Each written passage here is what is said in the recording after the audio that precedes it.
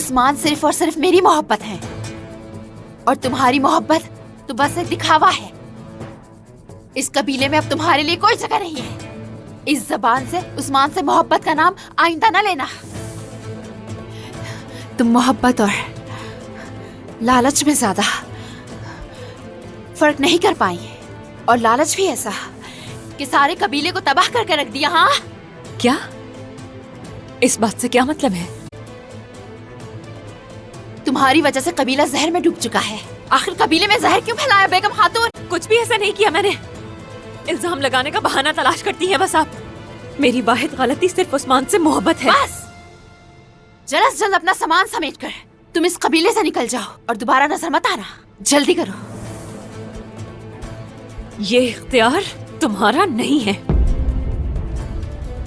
उस्मान सरदार जब तक खुद न कह दे मैं यहाँ से कहीं नहीं जाऊंगी।